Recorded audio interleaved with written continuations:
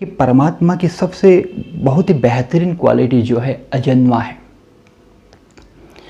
आज देखिए हर कोई धर्मात्मा, देवात्मा, महात्मा सब कोई माँ के गर्भ से जन्म लेते हैं।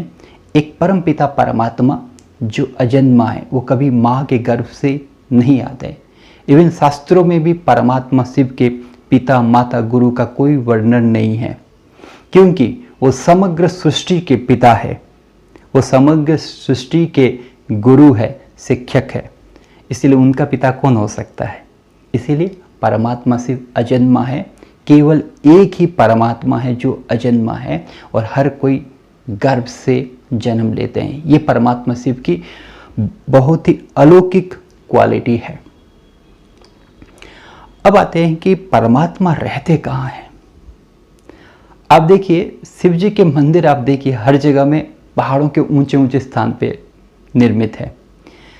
ऊंचे स्थान पे निर्मित होने का ही अर्थ है कि वो सबसे ऊंचे रहते हैं। इसलिए परमात्मा की महिमा में बताया जाता है वो सर्वोच्च है, सबसे ऊंचे रहने वाला है। गीता में भी इसका वर्णन है कि सूरज, चांद, तारों, ग्रह, नक्षत्रों से भी ऊंची एक दुनिया है, लाल रंग की दुनिया, जहाँ पे परमपिता परमात्मा निवास करते हैं।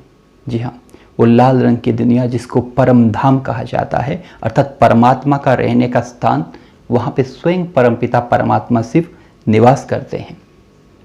देखिए जहाँ पे पिता रहते हैं वहाँ बच्चे भी रहेंगे, इसीलिए उस दुनिया का नाम शांति धाम और मुक्ति धाम है। अर्थात हम आत्मा भी वहाँ निवास करती थी, हम भी वहाँ पे बहुत शांति से और मुक्ति की अवस्था में रहती थी। और आज देखिए हम सभी उस धाम को याद करते हैं। हे प्रभु, हमको मुक्ति दीजिए, आपके पास ले जाइए, यहाँ पे बहुत दुख अशांति है। तो कहने का मतलब है कि हम उसी जगह से इस दुनिया में आए हैं पार्ट प्ले करने के लिए। यही डिफरेंस है परमात्मा और हम में। हम जीवात्मा हैं, वो परमात्मा है। जीवात्मा का अर्थ क्या हुआ? जीव अर्थात शरीर प्लस आत्मा। हम शरीर के साथ रह के कार्य करते हैं, लेकिन परमात्मा परम प्लस आत्मा, वो हमेशा आत्मा के रूप में ही है, हमेशा निराकार ज्योति है, उनका कोई शरीर नहीं है। अगर वो भी हमारी तरह से देहधारी के रूप में आ जाए, जन्म मरण के चक्कर में आ जाए, तो दुनिया को संभालेगा कौन? राइट? जो भगवान की महिमा में सृष्टिकर्ता, पालनकर्ता जो बताया गया है, वो कैसे कर सकते हैं? जी हाँ, इसीलिए परमात्मा कभी भी माँ के गर्भ से नहीं आते हैं, कभी भी शरीर में नहीं आते हैं। अर्थात उनका जो जन्म होता है अलौकिक, दिव्य होता है।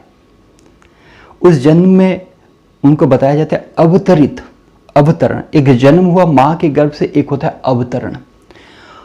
अवतरण का मतलब होता है किसी शरीर का आधार लेना। राइट? किसी शरीर का आधार लेना।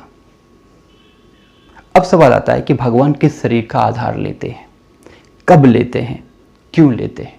इन तीन प्रश्नों को हम समझते हैं। हम समझेंगे कि परमात्मा कब आते हैं, राइट? और कब आते हैं इसका उत्तर शिवरात्रि के शब्द में ही मौजूद है।